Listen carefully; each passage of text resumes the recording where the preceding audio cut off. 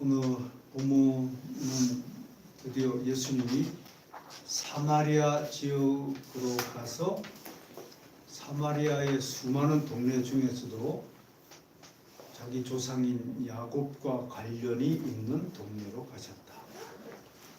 뭐 때문에 관련이 있어요? 그 옛날.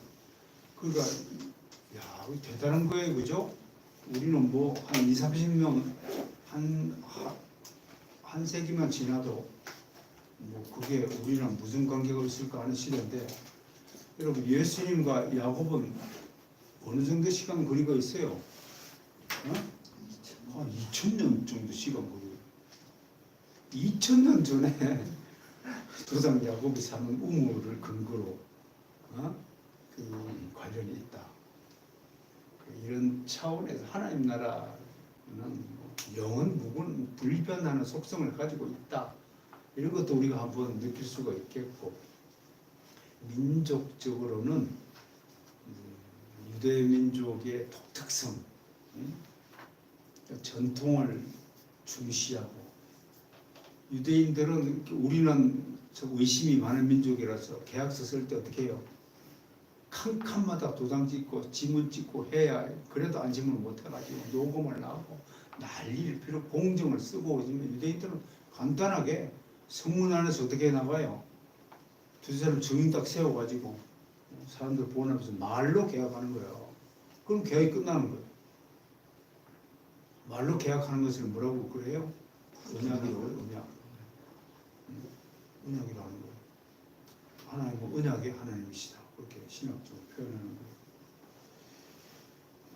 우리도 약속을 합시다. 말로 약속을 하지만 목숨 걸고 지켜야 됩니다. 나 늙고 병들면 나 다 뒤치다거리 하겠다고 약속을 해요. 왜? 안심이는 약속이 안 돼? 나 먹고 살기도 바쁜데 목사님까지 어떻게 챙기냐? 그럼 나도 못 챙기면 앞으로 우리 복목사님은 누가 챙길 거야? 손은 누가 키워? 자, 언약한다는 거 참 귀한 것이에요. 이 정도 되면 얼마나 신뢰성이 있는 사회가 되겠습니까? 그런 사회가 좀 우리나라도 됐으면 얼마나 좋을까. 어쨌든 오늘 구주께서 그 옛날 야곱 조상과 관련이 있는 그 사마리아 땅을 경유했어야 됐습니다. 사마리아 땅 가는 것은 우리가 보기엔 예수님이 가는 거지만 하나님 나라 입장에서 보면 이미 정해져 있던 일들이었다. 이런 것들을 신학적으로 예정이라고 하는 겁니다. 예정되어 있다. 성육신하신 아들은 아버지의 뜻을 이루시기 위해 그곳에 갔습니다. 하나님의 뜻은 미움받는 사마리아 사람으로 하여금 그의 사랑하는 아들로부터 은혜의 복음을 듣게 하는 것이었습니다. 그러므로 예수께서는 사마리아를 반드시 통과하셔야만 했다. 오늘 저도 하나님의 뜻으로 말미암아 이 주일날 하나님 앞에 서서 여러분에게 하나님의 말씀을 설교해야만 했다. 이건 영원 전에 정해져 있는 일이다. 우리가 결정한 일 같지만 절대로 그것이 아니다라는 것을 믿음으로 받아야 하겠습니다. 왜 사마리아를 가셔야 하냐면 그곳에도 택함을 받은 영혼들이 있었기 때문입니다. 그들은 아버지에 의해 아들에게 주어진 자들이며 예수님은 그들을 아버지에게로 인도하셔야 했습니다. 저는 오늘 이 시간에 주님께서 인도하신 여러분들에게 또 신앙의 교훈들을 교훈하면서 여러분들 신앙의 성숙을 위해서 애쓰고 있다는 사실을 잊지 않으시길 바랍니다. 오늘 예수님은 제자들에게 이렇게 말했죠. 요한복음 10장 16절입니다. 시작. 또 이 우리의 들지 아니한 다른 양들이 내게 있어 내가 인도하여야 할 터이니 그들도 내 음성을 듣고 한 무리가 되어 한 목자에게 있으리라. 여전히 하나님의 자녀이면서도 아직 교회에 나와서 예배하지 못하고 예수 그리스도를 영접하지 못한 사람들이 수없이 많다. 이 점을 우리는 잊지 않아야 한다. 그래서 복음을 전해야 되는 것이다. 본인의 신앙을 다지고 다질 필요도 있겠지만 한편으로는 아직도 복음을 듣지 못하는 하나님의 택한 백성들이 우리 주변에 있다는 사실을 잊지 마셔야 됩니다. 드디어 예수님의 발걸음은 야곱의 우물이라는 곳에 도착했습니다. 예수님은 피곤을 느끼셔서 우물 곁에 앉으셨습니다. 오늘 본문은 바로 이 장소에서 일어난 일을 살펴봅니다. 연극으로 치면 무대 설치 비용이 그리 들지 않는 오늘 연극입니다. 무대에 우물 하나만 달랑 있으면 되는 이야기가 되겠습니다. 이곳에서 주님을 만난 한 여인의 이야기를 듣습니다. 그런데 첫 번째 우리가 발견해야 될 놀라운 사실은 오늘의 두 주인공인 예수님과 여인 중에서 주님이 여자보다 먼저 이 자리에 도착했다는 것입니다. 이렇게 하나님은 늘 우리보다 앞서시는 분이십니다. 두 선지자의 증언을 들어보겠습니다. 시작. 나는 나를 구하지 아니하던 자에게 부름을 받았으며 나를 찾지 아니하던 자에게 찾아내는 되었습니다. 내 이름을 부르지 아니하던 내가 여기 있노라 내가 여기 있노라. 여러분, 요즘 아이들은 뭘 물어보면 누가 물어봤어요? 대묻는 아이들이 많더라고요. 누가 해달라고 그랬어요? 먼저 이렇게 사랑을 베풀고 먼저 그 선물을 주잖아요. 누가 달라고 그랬어요? 그런 태도를 가진 아이들을 바라봅니다. 여러 가지 이유가 있겠지만 그만큼 풍족하구나 라는 것을 느끼게 됩니다. 옛날에는 교회에서 사탕 나눠주면 어떻게 했네요. 우리 어렸을 때 교회 바깥에 줄을 섰어요. 하영이한테 사탕 주고 들으면 쳐다도 안 볼 거라지만요. 왜 사탕이 지처럼 늘렸거든요. 우리 때는 사탕이 얼마나 귀했습니까? 알사탕 하얀 거 꼭 하나 따르면 하루 종일 입에 먹고 빨고 다니고 껌을 한 일주일 동안 씹었어요. 기억나세요? 요즘 아이들은 상상도 못할 거예요. 그만큼 대한민국이 잘 살고 있다는 증거도 되지만 그러나 뭔가 좀 아쉽죠? 그렇게 반응을 보이는 아이들 보면 뭐가 아쉽나요? 부족함을 느끼지 못하는 아이들, 필요성을 느끼지 못한 아이들에게 어떻게 주님의 복음 전해질 수 있겠습니까? 복음은요, 죽느냐 사느냐의 문제에 기로에 선 사람들에게 절대적으로 필요한 하나님 나라의 초청이잖아요. 배가 고프면 어떻게 합니까? 우리 옛날에 3일 금식기도 참 자주 했잖아요.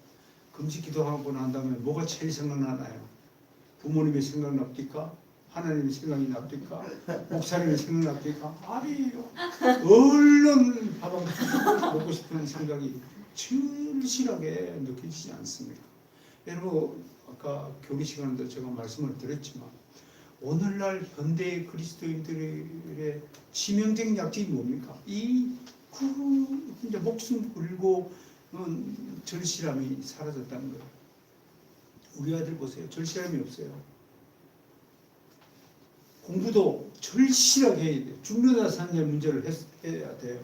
그래야 대학에 갈까 말까 해요, 사실은. 근데 절실하게 하지 않아요. 그냥 하라는 대로 하는 아이들만 보아도 참 괜찮은 것 같아요. 숙제도 안 해오고 학원도 건성으로 다니고 괜히 돈만 버리는 거예요. 사실은 공부하지 않는 아이들 보면 괜히 돈만 버려요. 학원비만 버려요.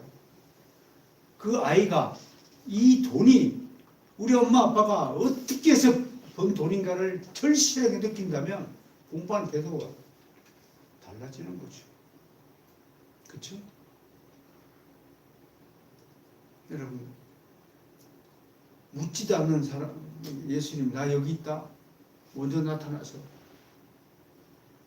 그런 백성들은 누가 찾기는 했는데 왜 찾아오셨어요? 하는 시기에 그렇게 태도를 보인다고 이사야 선지자가 좀 꼬집는 말씀이에요. 요한일서 4장 10절 함께 읽을까요? 사랑은 여기 있으니 우리가 하나님을 사랑한 것이 아니요 하나님이 우리를 사랑하사 우리 죄를 속하기 위하여 화목제물로 그 아들을 보내셨습니다. 우리는 죄에 가렸어. 빛보다 어둠을 더 사랑한 상태이기 때문에 하나님 같은 진리의 문제, 생명의 문제에 도무지 관심을 보이던 자들이 아니었습니다. 내 인생 즐기기에 바빴던 사람들입니다. 우리는 하나님을 사랑하는 사람이 아니었습니다. 하나님이 먼저 우리를 사랑해 주셨기 때문에 우리가 지금 하나님께 와 있는 것뿐입니다. 이것이 무엇을 의미합니까? 우리는 죄인이었고 구원을 받을 자격조차 없던 자였으며 구원을 위해 아무런 공로를 세우지도 않았다는 것을 증거합니다. 모든 구원은 하나님이 계획하시고 하나님이 시도하시고 하나님이 직접 참여하셔서 성취하신 일입니다. 하나님이 다 하신 일이에요. 우리를 구원하시기 위해서. 하나님이 이 땅에 오셔서 직접 십자가에 나무에 달려 죽으시고 피를 흘리시고 우리의 죄값을 대신 갚으신 겁니다. 그런 하나님을 향해서 하나님을 대적하는 자들은 누가 대신 죽으라고 그랬어요? 누가 요구하지도 않는데 왜 십자가에 달려 죽으셨어요? 라고 조롱하고 있다는 것입니다. 야, 물에 빠진 녀석을 구해줬더니 한다는 소리가 누가 구해달라고 그랬어요? 하는 소리와 똑같은 이치입니다. 이게 죄인들의 정말 엄청난 죄악입니다. 요한복음 15장 16절에서 너희가 나를 택한 것이 아니요 내가 너희를 택하여 세웠나니 로마서 3장 10절 12절 기록된 바 의인은 없나니 하나도 없으며 깨닫는 자도 없고 하나님을 찾는 자도 없고 다 치우쳐 함께 무익하게 되고 선을 행한 자는 없나니 하나도 없다. 저는 불신자들 중에서 스스로 하나님을 찾는 자가 있는 경우는 못 봤습니다. 하나님이 성령의 은혜를 베풀어 주셔야만 그때 비로소 예수님이 생각이 나고 하나님 찾게 된다는 것입니다. 훌륭한 성경 주석가인 아더 핑크 이에 대해서 이렇게 진술하고 있습니다. 우리가 우리 죄를 미친 듯이 따르고 있을 때 밑에 거세요. 미친 듯이 따르다. 여러분 우리가 지금 어떻게 신앙생활하고 있고 어떻게 현실 세계에서 살고 있는가? 한마디로 미친 듯이 죄를 따르고 있지 미친 듯이 주님을 따르고 있지 않다는 이 경고를 기억하셔야 됩니다. 저와 우리 모두가 정말 하나님께 나와 주님 저는 지금도 앞으로도 주님을 미친 듯이 따르겠습니다라고 고백할 수 있습니까? 아니요. 우리가 얼마나 세상을 미친 듯이 사랑하고 얼마나 자기 인생을 미친 듯이 추종하는 자인지 모르시겠습니까? 이 말을 부정할 수 있는 사람이 있을까요? 우리는 오늘도 예배를 마치고 집으로 돌아가면 TV 앞에 누워서 드라마를 볼 것이지 성경책을 펼쳐놓고 미친 듯이 하나님의 말씀을 암송하겠다고 통째로 하나님의 말씀을 먹겠다고 덤벼들지 않을 것입니다. 만약 그렇다면 우리는 세상을 미친 듯이 따르는 자임에 불과합니다. 이 점을 말씀하고 싶습니다. 우리가 구세주의 요구와 그의 지극히 탁월하심에 대하여 전적으로 무심한 상태에 있을 때 전적 무심합니다. 우리가 우리 영혼에 관하여 전혀 진지한 생각을 품고 있지 않을 때 내 친구 중마고를 만났는데 그 친구는 지금 이 삶 앞으로 내가 죽고 나면 홀로 남을 아내를 위해서 아파트를 한 채 사줘야 되겠다. 온통 그 생각뿐.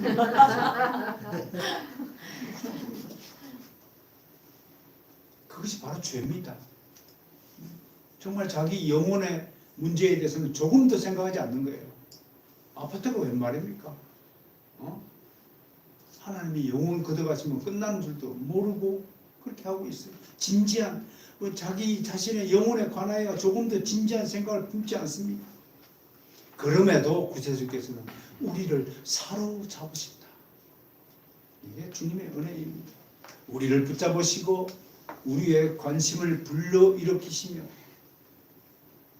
우리 어두운 지각의 빛을 비추어 주시는 바 이는 우리로 그 진리를 받아들여 그런 말미암아 구원을 얻게 하고 하나님은 수단과 방법을 가리지 않고 구원에 대하여 영혼에 대하여 생명에 대하여 진리에 대하여 조금도 관심도 없고 생각조차 가지고 있지 않는 나에게 다가오셔서 우리를 붙잡아 주셔서 우리의 머리에 있는 생각들을 완전히 바꾸어 주셔서 끝까지 구원받게 하시는 이 놀라운 하나님의 역사를 우리는 경험하고 감사를 드려야 합니다.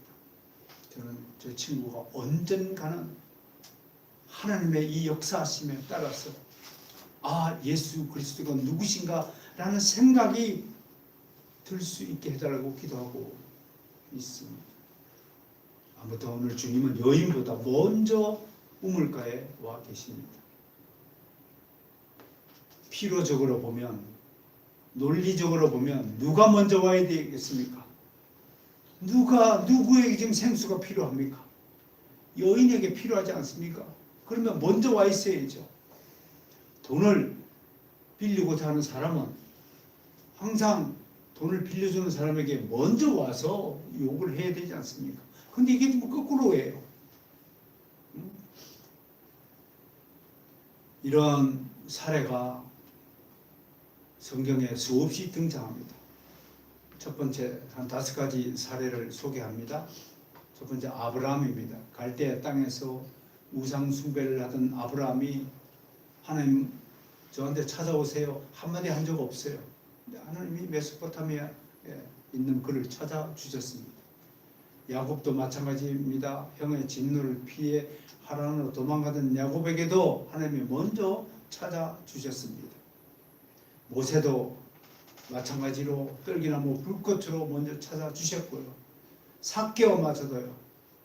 예수님이 먼저 발견하고 지는 안 보이지 꽁꽁 나무 위에 올라가고 숨어서 몰래 쳐다보았지만 아무도 주목하지 않았던 삭개오를 예수님은 발견하고 삭개오야 내려오라. 오늘 내가 너희 집에 유하여야겠다라고 삭개오를 초청해 주셨습니다.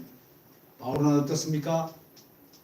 다메섹으로 그리스도의 체포하러 가던 도중에 예수님이 먼저 나타나서 사울아 사울아 어찌하여 네가 나를 박해하느냐.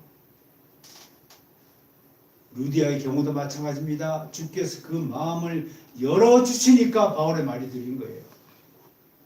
여러분 불신자들이 왜 설교를 들어도 기억하지도 못하고 깨닫지 못하는 줄 아십니까? 왜 안 들리는 줄 아세요? 주님께서 열어주지 않았기 때문에 안 들리는 거예요.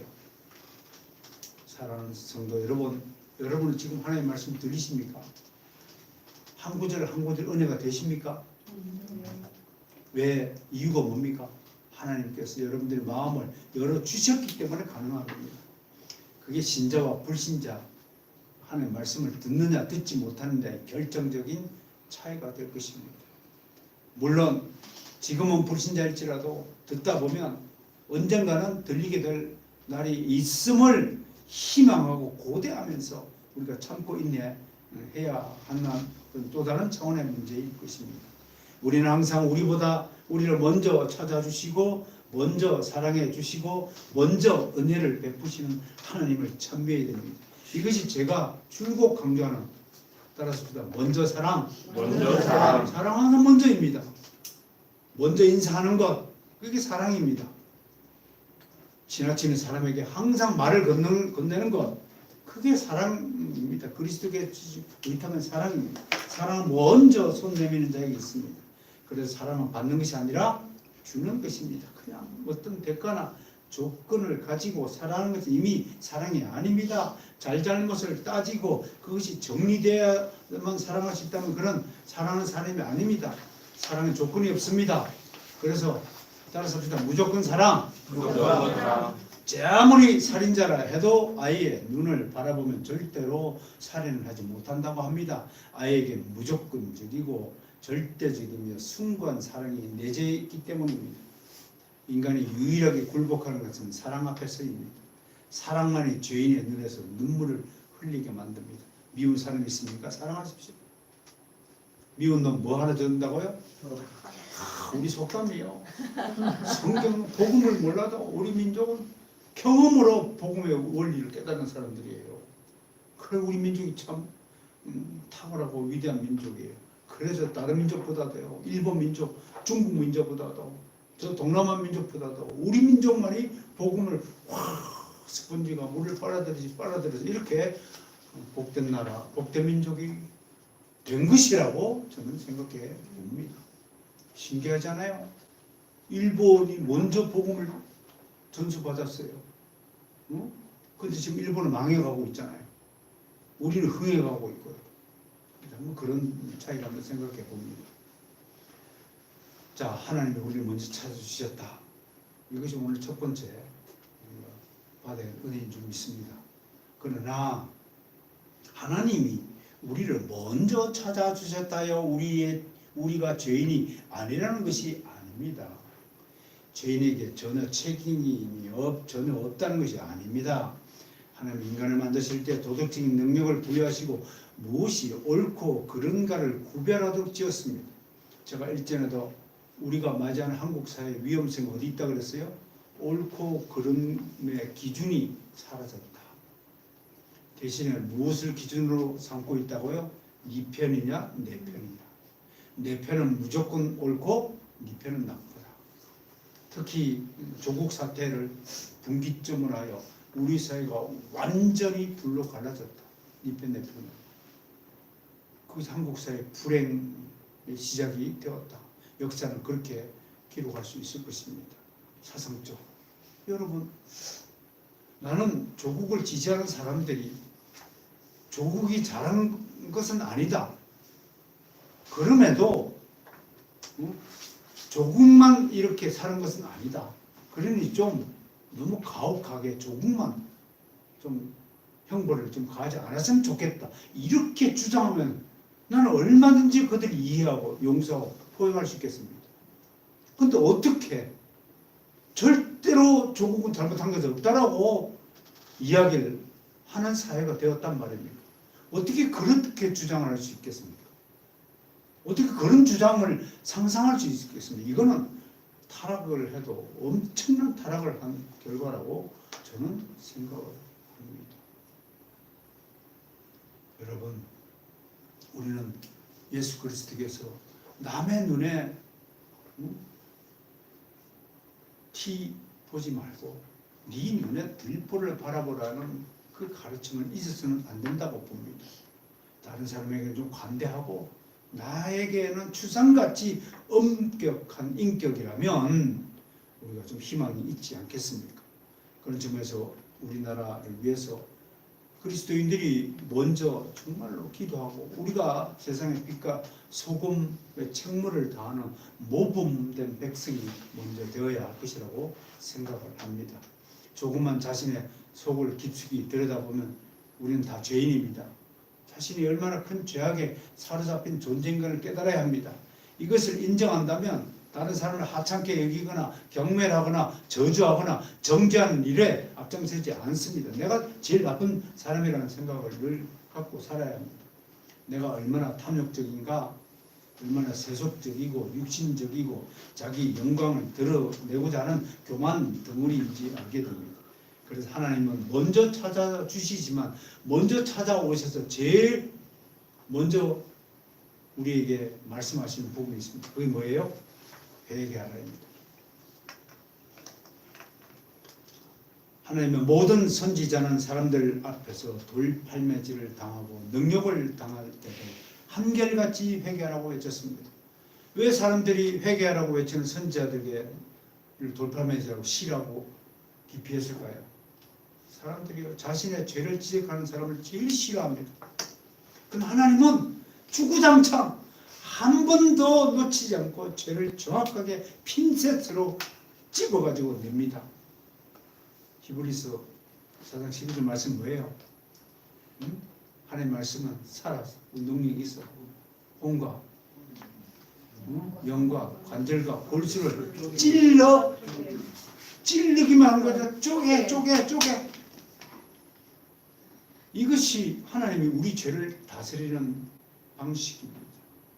가장 위대한 설교자는 여러분의 죄악을 남김없이 핀셋으로 찝어서 아프게 만들고 눈물을 흘리게 만들고 고통스럽게 만들어서 그런 다음에 죄를 수술하는 겁니다. 끄집어 축출해내는 설교자가 가장 위대한 설교자라고 할 것입니다. 반티기라는 유명한 웨스트민스터 신학교의 변정학자는 개혁주의와 복음주의의 차이를 이렇게 설명했습니다. 개혁주의자는 이빨을 치료할 때 치통의 근원이 되는 신경 부분까지 말끔히 치유하기 때문에 엄청나게 수술적인 고통을 수반한다. 아프다. 복음주의자는 그냥 땜질만 한다. 땜질만 한 거죠. 언젠가는 재발하게 된다.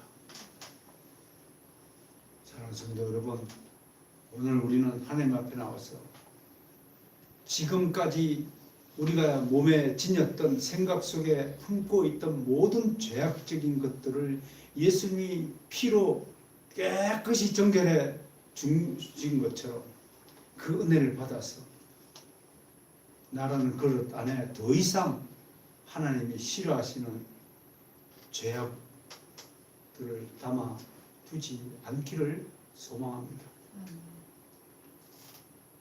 하나님 먼저 찾아주셨어요.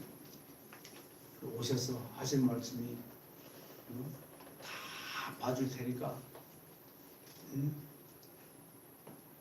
좋게 지내자 그렇게 말씀하지 않고 네가 정말 나랑 하나가 되기 위해서는 나는 거룩하니 너희도 거룩해야 한다. 나는 하나님이니까 너희도 하나님같이 되어야 한다라고 요구하시는 겁니다. 흔히들 아유 저는 병신도니까요.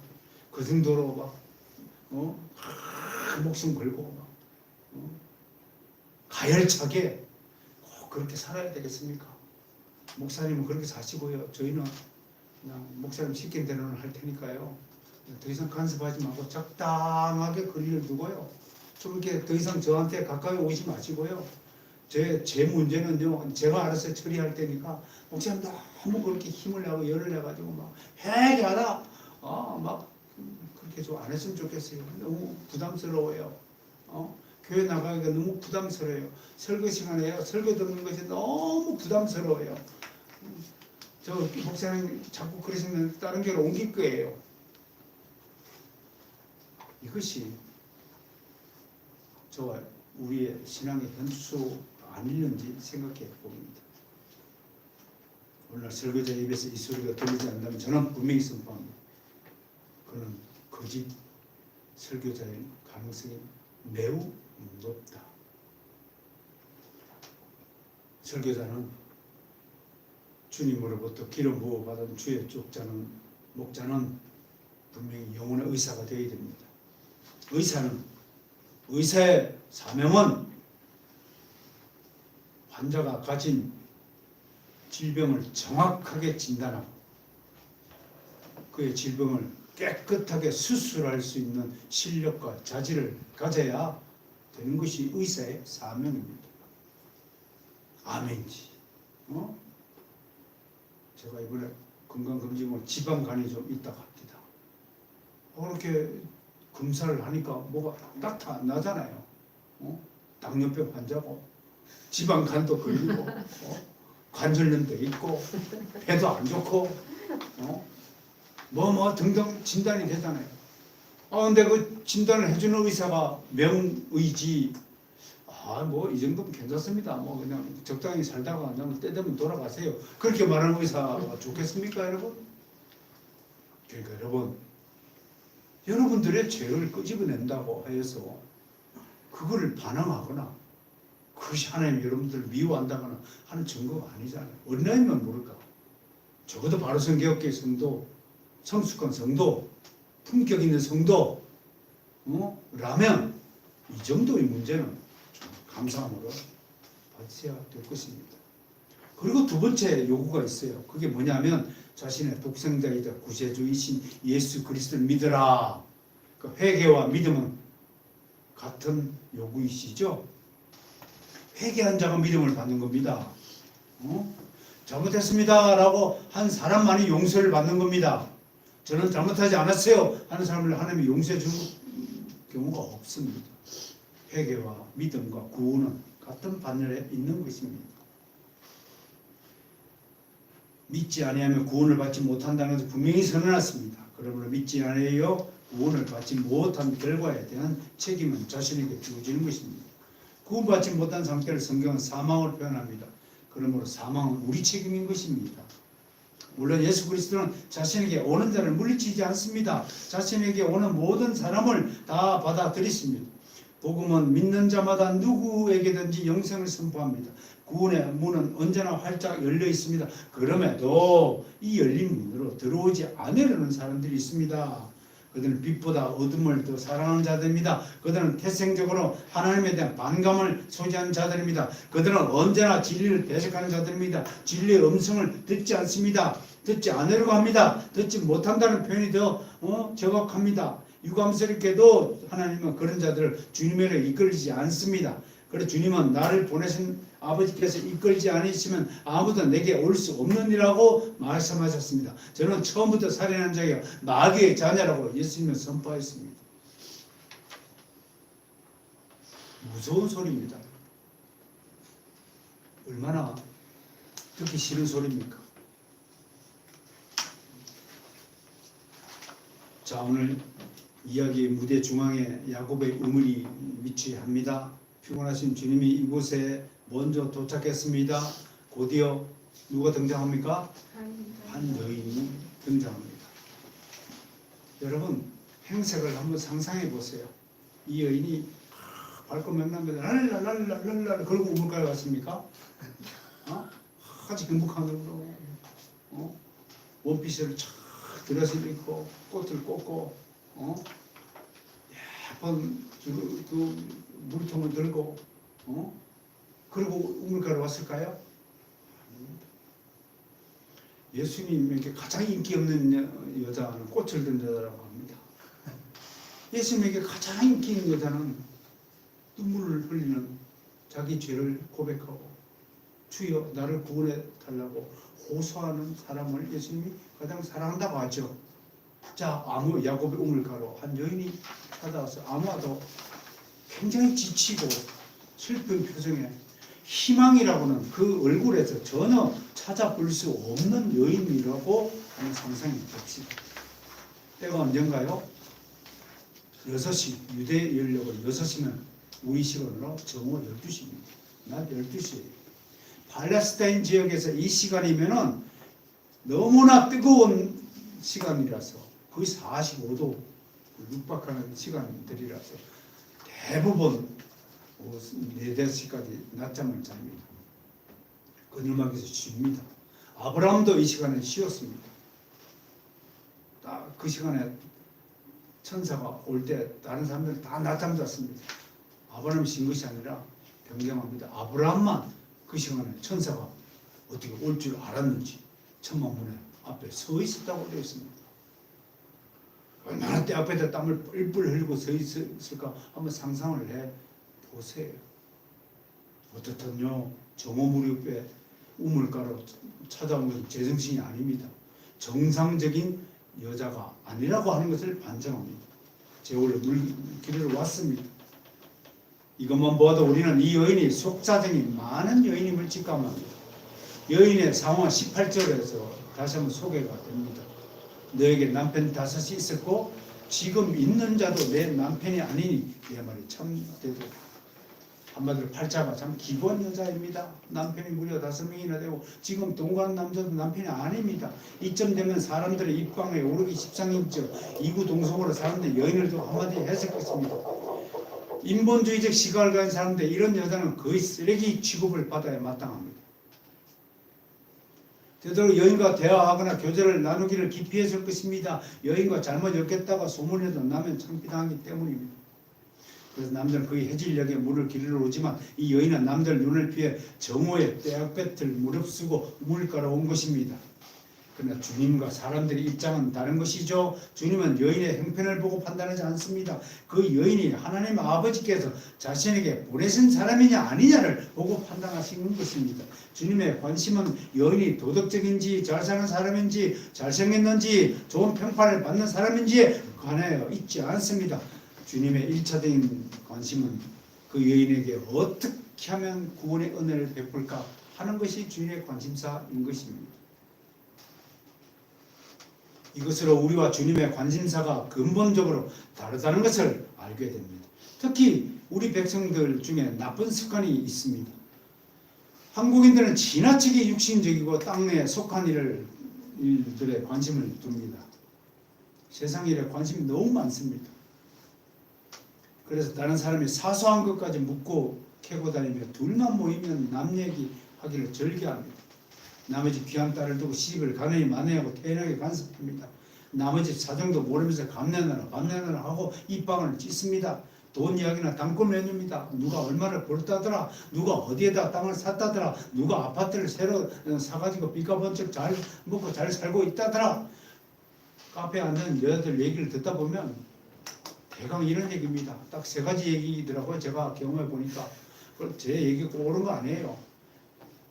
여성분들 비하하는 것도 아니고요. 낮에 여성들이 한 90분 이상 모여 있어서 내가 하는 말이에요. 카페 가보세요. 대개 90%의 손님 이상이 딴 여자들이에요. 귀를 들고 한번 들어보세요. 뭔 얘기 하는가? 자식 얘기, 돈 얘기, 남 얘기. 딱 세 가지 종류 얘기합니다. 거기다 플러스 알파하면 이제 예능 얘기 많이 합니다. 연예인이 어떻고 누가 뭐 어떻고 저떻고 그거 다 남 얘기죠. 그죠? 자식, 돈, 남 얘기고 그게 오늘날 이분들의 관심사들이더라고요. 아마 사마리아 이 여인이 한국에서 태어났으면 도망가야 됩니다. 우리와 함께 못 삽니다. 우리나라 땅에는. 우리나라 백성이 얼마나 참 애정이 많습니까? 쓸데없는 애정이 많죠.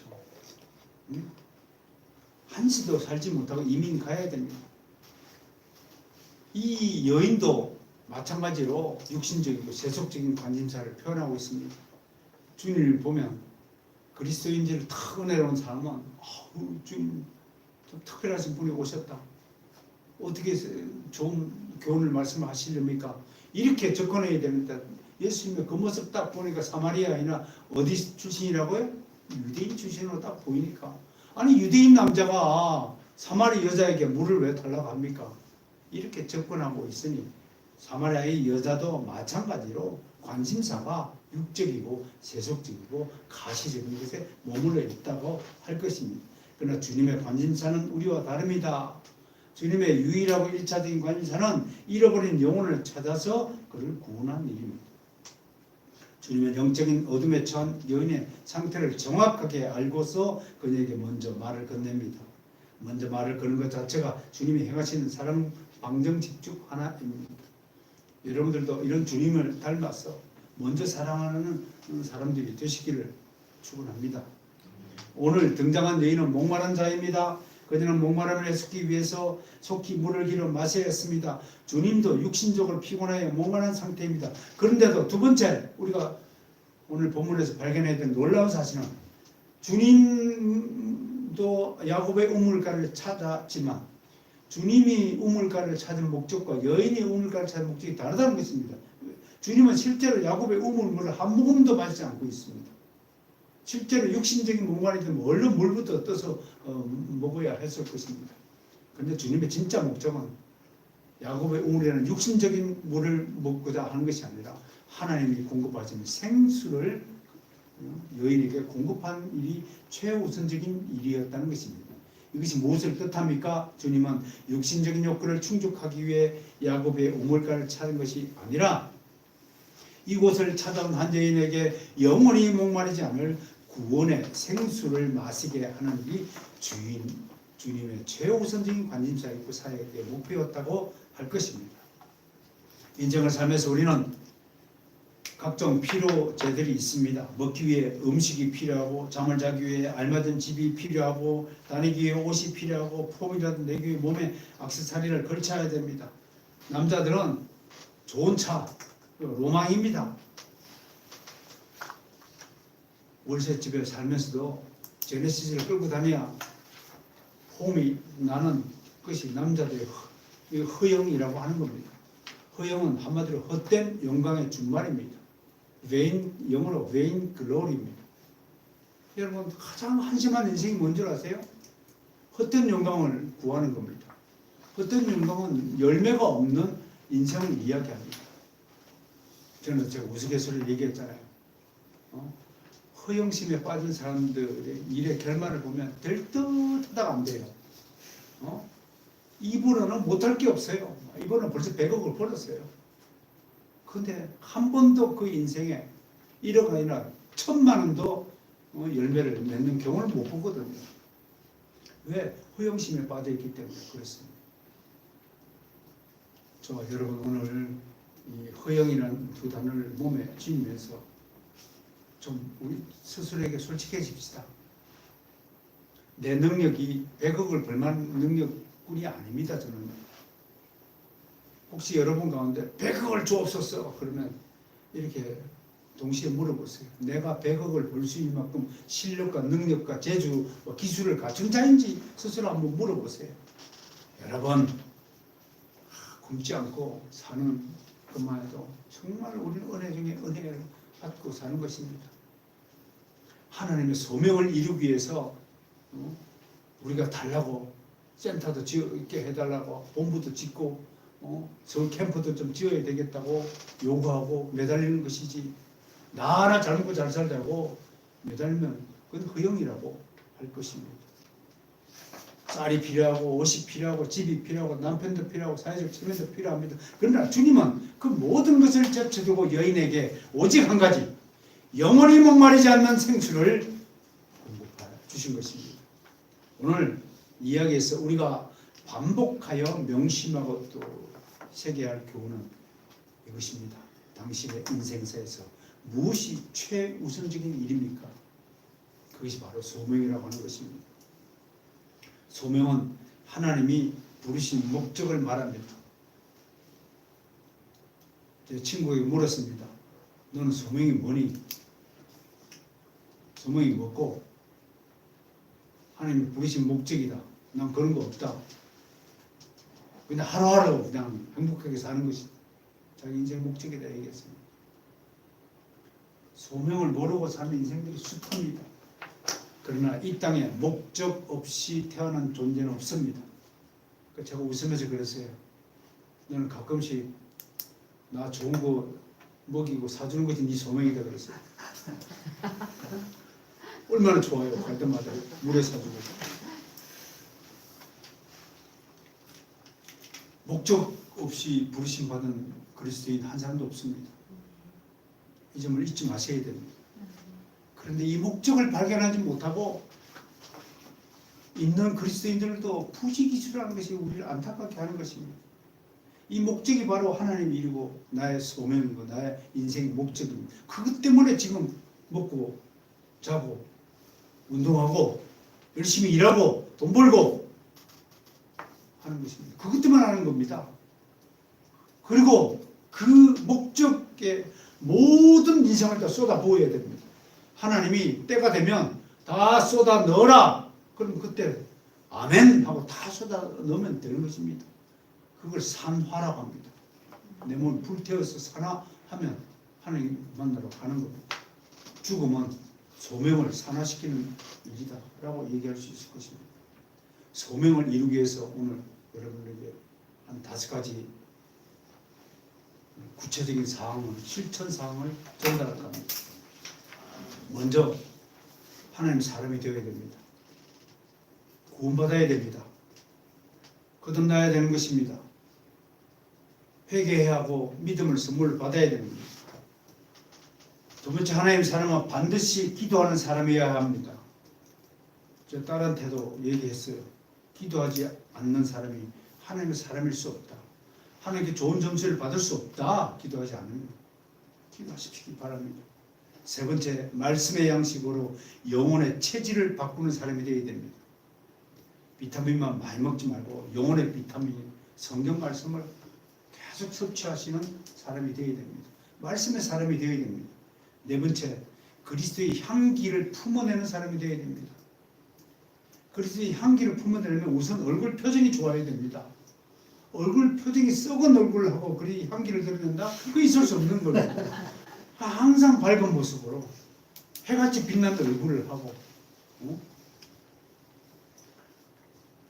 제 아내 얘기 미안합니다만 요즘 제 아내 얼굴 참 많이 밝아졌어요. 죄송합니다. 팔부처를 얼굴이 이렇게 밝아져야 됩니다. 건강한 모습이 되어야 됩니다. 그래야 그렇지 향기를 품어내죠. 그리고 말투가 조금 아쉬운 것은 많은 분들이 부정적인 언어를 많이 써요. 그거 되겠어? 그 생각부터 먼저 또 얼른 고치세요. 알 수 있다. 아, 이건 하나님께서 하시는 거구나. 하나님이 하시겠구나. 마스터스 센터, 제주국제선교센터, 서울 캠프 지어질까요? 안 지어질까요? 지어집니다. 이 사람들 믿음이야? 이렇게 고백해 이미 지어져 있는 줄로 믿습니다. 그것이 믿음이 되어야 됩니다. 어디를 보아도 은행 심사가 정말 이야 저분은 정말 말을 꿀같이 달게 하시는구나. 저분 말을 들으면 기운이 돋구나. 기분이 좋구나. 이래야지. 말을 좀 본드 소금과 같이 맛있게 하는 사람이 되어야 그리스도 향기 품어내고 마지막으로 뚜렷한 목적을 가진 사람이 되어야 됩니다. 이게 소명자의 행동 양식입니다. 사랑하는 성도 여러분, 여러분 인생에 하나님보다 우선되는 일이 있습니까? 기도하는 일보다 우선되는 일, 말씀을 읽고 묵상하는 일보다 더 우선되는 것이 있습니까? 주님의 복음을 전하는 일보다 직장을 다니고 월급을 받거나 돈을 버는 일이 더 우선됩니까? 그러면 당신이 이 땅에서 지금 실패하는 인생을 살고 있는 것이 됩니다. 사나 죽으나 우리는 그리스도의 것입니다. 언제나서나 오직 하나님의 나라와 그의 의를 위해 사는 것이 우리 인생의 최우선적인 목적이 되어야 됩니다. 그런 우리 바로선 개혁교회 성도들이 되기를 진심으로 소망합니다. 아멘. 하나님 감사합니다. 오늘도